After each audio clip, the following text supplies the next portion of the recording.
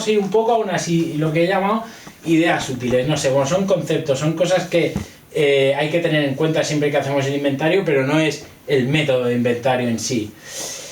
Lo que hablamos, regularidad, el periodo de inventario del que estaba hablando, se puede hacer semanal, se puede hacer mensual, se puede hacer cada 15 días, se puede hacer días concretos del mes, es decir, lo hacemos el 10, el 20 y el 30, o lo que sea.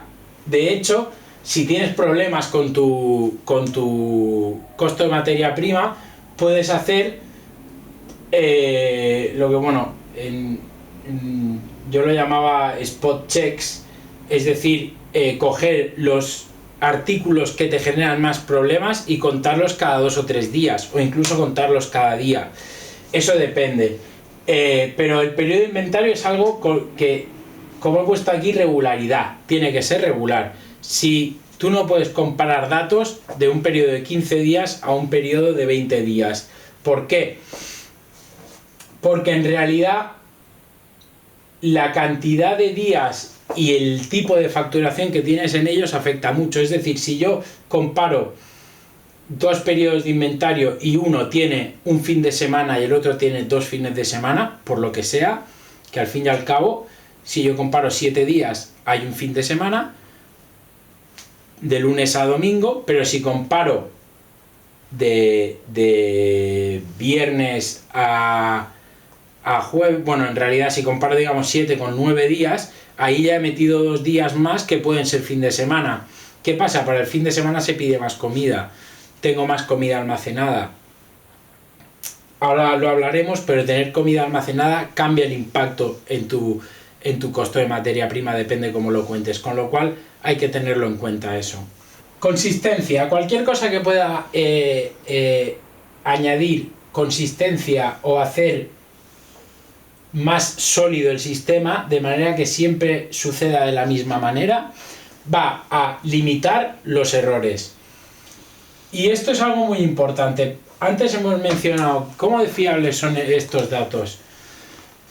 Depende de lo bien que hagas el inventario. Es decir, si el inventario anterior no es correcto, el inventario o las conclusiones del inventario no van a ser útiles. Si las compras que introducimos no son correctas, es decir, si yo he comprado 10 kilos de zanahoria, pero pongo que he comprado 50, pues me van a faltar 40 kilos de zanahoria, y no es que los haya tirado, y no es que se los haya a los clientes, es que me faltan porque no existen. Si yo hago el inventario y dejo de contar cosas, o cuento cosas de más, o cuento cosas que de manera incorrecta, pues los datos que van a salir de ahí no van a ser los correctos. Las mermas, eso es algo muy difícil de tenerlas bien registradas, y bueno, uno lo hace lo mejor que puede, pero siempre hay un tanto por ciento de mermas que son que no sabes de dónde salen. En ese caso eso es lo menos importante. Todo lo demás depende de lo bien que seas capaz de registrar la información, mejor será tu inventario. Entonces, siempre debe contar la misma persona. O dicho de otra manera, todo el mundo que cuente tiene que contar igual. Entonces hay una persona que cuenta y esa persona forma al resto. Y el resto tienen que contar, porque entendemos que la gente tiene días libres, vacaciones y demás. Pero todos tienen que contar igual. Si cada uno llega y cuenta de una manera, es lo mismo que pasa si los periodos de inventario no son iguales. No puedo comparar un inventario con otro si uno pesa la harina con el cacharro y el otro la pesa sin el cacharro. La cuestión es que todos tenemos que contar igual. Después, una cosa que a mí me parece que añade consistencia son bolígrafos de colores. Es decir, si hay 2 personas que cuentan, ahora luego explicaremos cómo se cuentan las diferentes secciones del restaurante, que cada persona que haya contado algo tenga un color diferente. Así, cuando yo identifico un error o creo que hay algo mal, sé a quién preguntarle. Si lo hemos hecho todos en azul, a medida que vas escribiendo los números van empeorando y al final nunca sabes qué has escrito tú y qué ha escrito otro. Entonces, colores diferentes por personas y por secciones. Pasa mucho, sobre todo con los productos que gastamos mucho. Por ejemplo, tomates. Tomates se utilizan en 4 partidas diferentes y aparte los almaceno en el almacén, los tengo en la nevera, los tengo almacenados. Entonces no es raro que tenga 4 o 5 cifras diferentes para tomates. En ese caso, tengo que saber qué tomates, o por ejemplo, también pasa con los vinos. Vinos tengo en el almacén tengo vinos y en la nevera tengo vinos. Y a veces pasa que tengo vinos en la nevera, en el Incavío, donde sea. Y aparte de eso, además, a veces almacenan vinos en la barra para ir reponiendo. Entonces, esas 3 cantidades diferentes de vinos yo tengo que saber de dónde han salido, porque si yo encuentro 20 botellas, 15 botellas, 22 botellas, todas en el mismo color, ¿dónde voy a contar? ¿Dónde es de cada? Porque tenéis que pensar que cuando yo estoy analizando después el inventario, probablemente ya ha empezado el servicio, o está a punto de empezar, o se han remontado neveras, o se han cambiado las cosas de sitio. Entonces es importante que todos los datos que yo tenga, es una ayuda que los datos que tenga en el inventario los pueda trazabilizar para llegar a de dónde salen, ¿vale? Esto no es un imprescindible, es un consejo. Pues cajas, kilos y unidades. Hay que aclararse una vez más. Esto ya lo hablamos cuando dijimos, cuando hicimos el vídeo de los escandallos. Todo tiene que estar en la misma unidad, ¿vale? No hace falta que todo esté en la misma unidad. A lo mejor las Coca-Cola las puedes contar por botella, no hace falta que las cuentes por mililitros. O si hay algunos productos en la cocina que los compras todos por caja o por unidad, eso lo puedes hacer por caja y todo lo demás lo puedes hacer por kilo. Pero la cuestión es que no te sirve de nada que arroz tengas en el inventario, cuando estás metiendo en el sistema, 4 bolsas de arroz, 5 kilos de arroz y 2 poquitos. No, todo kilos. Pues si tienen 20 kilos cada saco y tenemos 3 sacos, son 60 kilos y aparte hay 2 kilos en la partida, pues son 62 kilos, ¿vale? Esto es importante.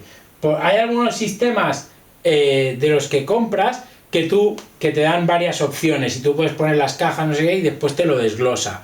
Pero en el caso de que lo hagas en Excel, es un ejercicio inútil de complicación de ponerlo para después desglosarlo cuando es simplemente tan sencillo como ver una caja 10 kilos y ya está, ¿vale?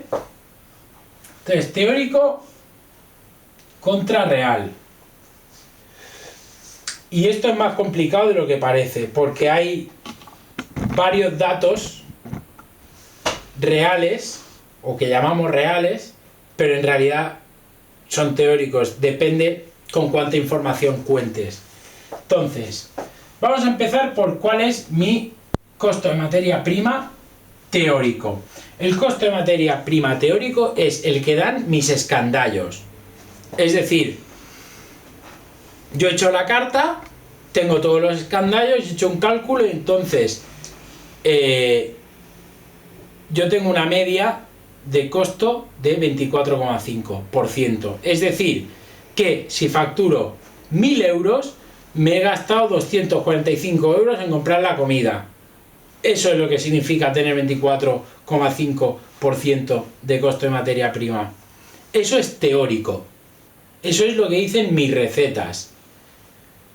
En mis recetas tengo que tener incluidas mermas, tengo que tener incluidas desperdicios, tengo que tener, digamos, colchones en el tratamiento de los productos para que ese 24 sea lo más real posible. Hay que ser honestos con los escandallos. Si te pones trampas a ti mismo en el escandallo, si pones que en vez de 25 gramos, 23 gramos y medio, porque así te da, es indistinguible 23 y medio de 25, con lo cual te estás haciendo una trampa a ti mismo y ese costo no es real. Ese es mi costo teórico de materia prima, que es lo que podemos llamar el objetivo que tengo que conseguir, ¿vale?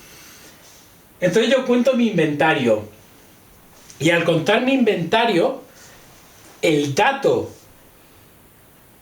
que consigo, sobre todo si cuento con un sistema de estos comerciales, en estos sistemas comerciales, como funcionan, para el que no lo sepa, es que yo introduzco todas mis recetas introduzco todos mis albaranes y hay algunos de ellos, no todos, en los que introduzco también todas mis ventas desglosadas. Es decir, que el sistema sabe si he vendido 5 gramos de una cosa o 25 kilos. Es decir, cada vez que yo aprieto el botón en la handy macarrones boloñesa, el sistema deduce del stock que yo he introducido a través de mis albaranes. Es decir, yo le he dicho, he recibido 5 kilos de macarrones, 10 kilos de tomate y 4 kilos de carne. Entonces yo vendo unos macarrones y mi sistema de caja le dice al sistema de F&B, vale, pues resta 200 gramos de macarrones, 500 gramos de tomate y 50 gramos de carne. En ese caso, antes de hacer el inventario, el sistema tiene un dato que también se le llama teórico, pero que ya no es el mismo teórico que el que tengo yo con mis albaranes, porque, o sea, con mis escandallos. En este ya contamos con la información de la venta. Entonces no es necesariamente igual al de mis escandallos, porque allá hay mermas incluidas y demás. Entonces, cuando yo he hecho mi inventario y he hecho el cálculo, el costo de materia prima que me da es real. O es el que llamo real comparado con el teórico que me da el sistema, en el caso de que me den el sistema, o que me dan mis escandallos. Sin embargo, no es real en el sentido de que todavía no he pagado todas mis facturas. Cuando acabe el mes, o cuando sea que pague las facturas, y haya pagado todas las facturas de verdad, no lo que he introducido yo en mis albaranes, porque hay errores en los albaranes, hay albaranes que se modifican porque me han traído algo pero lo he devuelto, o me han traído un albarán y un producto no estaba, y normalmente de la manera que se suele funcionar en la mayoría de sitios es que si tú a mí me traes algo mal, o te lo devuelvo, yo te lo pago, y después tú me lo reintegras. Y eso no siempre cae en el mismo periodo de inventario. Nuestro dato real de inventario, el que hemos hecho nosotros, ese puede cambiar una vez tengamos los datos de lo que hemos pagado de verdad. Incluso depende cómo sea nuestra operación, si tenemos muchos grupos o banquetes y demás que nos lo pagan a 15 días o a 20 días o a 30 días, el dato real de ventas puede cambiar también. Entonces, y esto es complicado y depende de cada restaurante, va a cambiar un poco. Simplemente digo que, porque hay mucha gente que se lía con el real y el teórico, y real y teórico en cada escenario significa una cosa. Y eso es algo que, bueno, que tienes que discernir dependiendo de cómo funcione tu operación. Después, producto bruto respecto al producto producido. Y aquí hay varios puntos que tengo que aclarar. El primer punto, hay una leyenda que corre entre los jefes de cocina, una leyenda urbana, que es que si pides mucha comida, tu inventario sale mal. Eso es irrelevante. Da igual cuánta comida tengo yo en mi restaurante. Si yo he servido en los platos la cantidad de comida que dicen mis fichas técnicas, y he pagado por esa comida el precio que dicen mis fichas técnicas, porque ese es un error que muchas veces cojea y es difícil de mirar, mi food cost va a ser correcto, independientemente de cuánta comida almacene yo, porque la comida que tengo almacenada la cuento en mi inventario. Es decir, si yo he comprado 10 y me quedan 5, he vendido 5, no hay vuelta de hoja. Si yo he comprado 15 y vendo 5, me quedarán 10 en vez de 5. Pero es así. ¿Qué pasa? ¿De dónde viene esa leyenda urbana? Que cuanta más comida yo almacene, más largo va a ser mi proceso de inventario, porque hay que contar más. Potencialmente, si es más largo mi inventario, puedo generar más errores y más difíciles de esclarecer, porque hay más cantidad física de comida en el restaurante, y cuanta más comida tengo, más mermas tengo. Esa es una parte de la leyenda, y hay otra parte de la leyenda que lo que sí que es importante cuando haces un inventario es cuánta comida tengo producida, no comprada. ¿Y por qué? Y esto es fácil que lleve a equívoco. Cuando yo hago la lista de ingredientes, que os he dicho antes, para contar, porque es decir, yo lo que quiero es tener una lista en la que esté todo, así yo abro una nevera donde tengo las cosas lácteas y digo, vale, yogur, lo tengo en la lista, voy a alfabética y digo, vale, venga, yogur, no sé qué, no sé cuántos. Estas listas, que a lo mejor lo tenía mencionado antes, se pueden dividir o por proveedor, que probablemente sea lo más sencillo, o por organización en el almacén, que ordenar las listas según el orden en el almacén es lo más rápido para contar y lo más práctico. Entonces, en estas listas que estoy comentando, tienes que tener una sección que sea para productos producidos. ¿Por qué? Porque de esa manera tienes en cuenta las mermas. Y voy a dar un ejemplo que creo que es como va a quedar más claro. Cebollas. Tengo un saco con 25 kilos de cebolla. Yo en mi inventario pongo 25 kilos de cebolla. Pero ¿qué pasa si tengo un tupper con 2,5 kilos de cebolla confitada? ¿Qué pongo? ¿Pongo 2,5 kilos de cebolla? No, porque la he confitado. Ha habido mermas, ha habido reducción de cocción y demás. Y en el caso de la cebolla confitada puede ser un 50 o un 60% sin ningún tipo de problema. ¿Cómo hago eso? Si veo 2,5 kilos de cebolla y sé que más o menos es un 50%, pues pongo 5 kilos y ya está. La otra forma que lo puedo hacer es, pongo en el Excel, esto los sistemas normalmente comerciales ya lo tienen una sección para poner producciones. En el Excel pongo la cebolla confitada y después programo una fórmula para que multiplique el peso de cebolla confitada por el ratio de merma que tenga, incluida cocción. Entonces simplemente pondría 2,5 de cebolla confitada y esa celda estaría conectada con la de cebolla normal, o la del producto de proveedor cebolla, multiplicado por 2, por 2,5, por 1,5, depende la merma que tenga. Eso sí que afecta, porque tú una vez has vendido el producto, la merma ya está computada. Es decir, si yo he puesto en el escandallo 100 gramos de cebolla confitada, una vez yo he vendido esos 100 gramos de cebolla confitada, ya en el costo de materia prima estaba imputado que esos 100 gramos eran 400 gramos de cebolla normal. Pero mientras tengo el producto producido, esa merma no está en ningún lado, que no es una merma de que lo haya tirado, es una merma de que he perdido volumen. Por lo tanto, lo que tengo almacenado en realidad es más caro que el producto en bruto recién comprado. Entonces hay que tener mucho cuidado cuando hacemos el inventario de tener la menor cantidad posible de producciones o tener en la lista unos artículos muy bien detallados y muy bien programados con los pesos y las mermas de los productos una vez producidos. Eso es bastante complicado. E incluso trabajando en empresas bastante grandes que tienen el sistema bien depurado, normalmente todos los errores o la gran parte de los errores vienen de ahí.